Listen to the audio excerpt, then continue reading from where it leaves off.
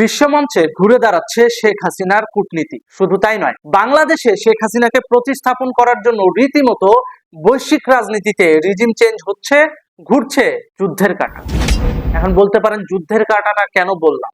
হ্যাঁ, ইরান এবং আমেরিকার যুদ্ধের উপর নির্ভর করছে দক্ষিণ এশিয়ার ফিউচার পলিটিক্স। কেন বলছি ফিউচার পলিটিক্স? কারণ যদি মধ্যপ্রাচ্য থেকে হাত গুটিয়ে আমেরিকা ফেরত চলে যায় এবং ইরানের জয় চলে আসে, তবেই দক্ষিণ এশিয়ার রাজনীতি হবে এশিয়া প্যাসিফিক অঞ্চল কেন্দ্রিক। আর টানা 40 দিন যেভাবে মিসাইল বিসর্জন হয়েছে ইরানের পক্ষ থেকে, তাতে ট্রাম্প প্রশাসন ইতিমধ্যে রাজনৈতিক এবং অর্থনৈতিকভাবে বিপর্যস্ত। শুধু তাই নয়, আমেরিকার অর্থনীতি চাঙ্গা করতে হলে ভবিষ্যতে আমেরিকার জ্বালানি সক্ষমতা ঠিক রাখতে হবে। আর এই যুদ্ধের প্রভাবে শুধু আমেরিকা নয়, গোটা মধ্যপ্রাচ্য এবং ইউরোপ টোটালি জ্বালানি সক্ষমতার বাইরে চলে গেছে। কেন বলছি জ্বালানি সক্ষমতার বাইরে? স্টকে যা আছে এই স্টক খরচ হয়ে গেলে ভবিষ্যতে ইউরোপ এবং আমেরিকা জ্বালানি সংকটে ভুগবে। আর জ্বালানি সংকট মানে বিদ্যুৎ নাই, তারপর রান্নাবান্নার গ্যাস নাই। পুরো ইউরোপ জুড়ে তখন গাড়ি থাকবে, জৌলস থাকবে, কিন্তু অন্ধকারাচ্ছন্ন। কারণ যে মধ্যপ্রাচ্য থেকে তারা জ্বালানি সোর্স করে কিংবা যে দক্ষিণ এশিয়া থেকে তারা মৌলিক রিসোর্স গুলো কালেক্ট করে, সেগুলো তখন রাশিয়ান রিজিমের কাছ থেকে কিনে নিতে হবে। আর এই জন্য রাশিয়ার উপর থেকে স্যাংশন তুলে নিতে হবে, অর্থাৎ বাণিজ্য সম্পর্ক পুনরুদ্ধার করতে হবে। আর রাশিয়ার সাথে বাণিজ্য সম্পর্ক পুনরুদ্ধার করতে গেলে তখন ইরানকে তো লাগবেই, কারণ রাশিয়া এখন ইরানকে দিয়েই খেলছে। মধ্যস্থতায় তখন ইসলামিক কমিউনিটির রিপ্রেজেন্টেটিভ হিসেবে ইরান থাকবে। আর যখনই ইরান থাকবে তখনই ব্রিক্স এর বিষয়গুলো সামনে চলে আসবে। কারণ রাশিয়া যেমন ব্রিক্স এর সদস্য, ইরানও ব্রিক্স এর সদস্য, দক্ষিণ এশিয়ায় ইন্ডিয়াও ব্রিক্স এর সদস্য। তিনটা বড় বড় রাষ্ট্র যারা ইউরোপ থেকে শুরু করে পশ্চিমাদেরকে মৌলিক অর্থাৎ বেসিক রিসোর্স গুলো সাপ্লাই দেয়, তারা যখন বলবে যে না, আমরা ডলারের লেনদেন করব না, আমরা ব্রিক্স এর লেনদেন করব, তখন অটোমেটিক্যালি আমেরিকা বাধ্য হবে ব্রিক্স এর অংশ হতে কিংবা ব্রিক্স কে স্বীকৃতি দিতে।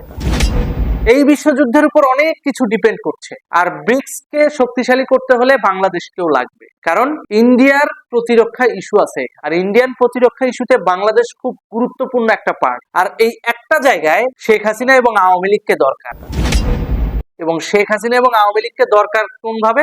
রাষ্ট্রীয় ক্ষমতার মধ্য দিয়ে, যাতে করে দক্ষিণ এশিয়ায় কোনো প্রকার অস্থিতিশীল পরিবেশ পশ্চিমা গোষ্ঠী তৈরি না করতে পারে। খেয়াল করে দেখবেন, ট্রাম্প প্রশাসন যখনই অর্থনৈতিকভাবে বিপর্যস্ত হওয়া শুরু করলো এই ইরানের সাথে যুদ্ধে জড়ানোর পরে, দিন দিন ডে বাই ডে খেয়াল করে দেখবেন আমাদের জুলাই যোদ্ধাদের কিন্তু জনস্রোত কমে আসতেছে, অর্থাৎ জনসমর্থন নাই বললেই চলে।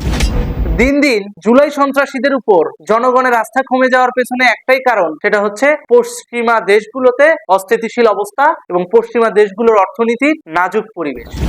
তার মানে বুঝতে পারছেন, এই পশ্চিমা ছানাপোনা যারা দিল্লি না ঢাকা, ইনকিলাব জিন্দাবাদ, তারপর শেখ হাসিনাকে ফ্যাসিস্ট ফ্যাসিস্ট বলে একটা ফ্যাসিস্ট শব্দকে মার্কেটিং করে দিয়ে আপনার আমার মাথার উপর চড়ে বসেছিল, এই সমস্ত ছানাপোনারা আস্তে করে মিউট হয়ে যাবে।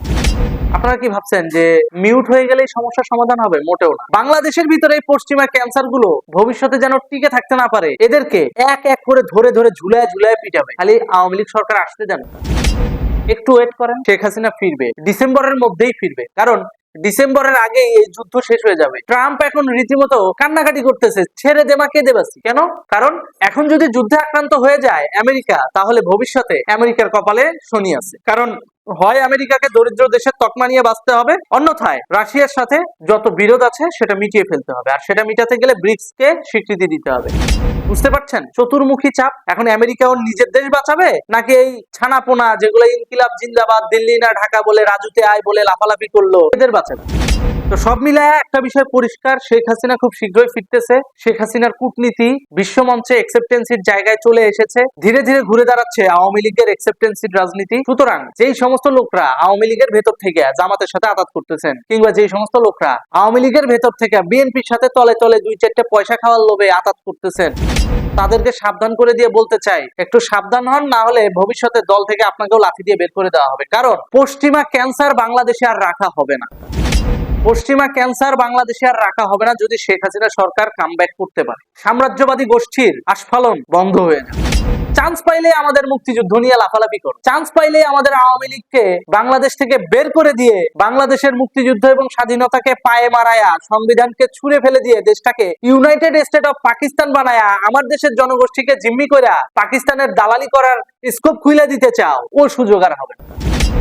ওই সুযোগ আর থাকতেছে না। ভেরি সুন এই সমস্ত দালাল চাটুকার জুলাই সন্ত্রাসীরা বাংলাদেশ থেকে নাকে খত দিয়ে বিদায় হবে। ওরা যেভাবে মপ করেছে না আওয়ামী লীগের নেতা কর্মীদের, এখন বিশ্ব রাজনীতি যখন আমাদের ফেভারে চলে আসবে, অ্যাকসেপ্টেন্সি যখন আমাদের কাতারে চলে আসবে, তখন এদেরকে এক একটাকে ধরে ধরে পেটানো হবে, বাড়িতে গিয়ে গিয়ে এদেরকে সাইজ করা হবে। কি ভেবেছে বাংলাদেশ কি গরিবের বউ সবার ভাবি? মন চাইলে বিক্রি করে দিলাম পশ্চিমা গোষ্ঠীর কাছে, মন চাইলে বিক্রি করে দিলাম অন্য দেশের এজেন্ডা বাস্তবায়নের স্বার্থে। তোরা শেখ হাসিনাকে তাড়াইছিস ভালো কথা, তোরা যদি সুস্থ স্বাভাবিকভাবে বাংলাদেশটাকে ভালোভাবে পরিচালনা করতি তাহলে এত কিছু আসতো না।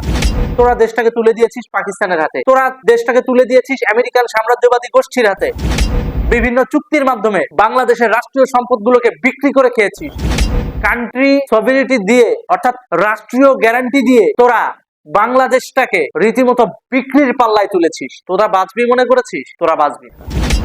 ধন্যবাদ। এত রক্ত দেওয়ার পরে যে স্বাধীনতা এনেছি, পরিবর্তন অনেকের হয় নাই। উৎখাত করতে হবে বাংলার বুকের থেকে এদের।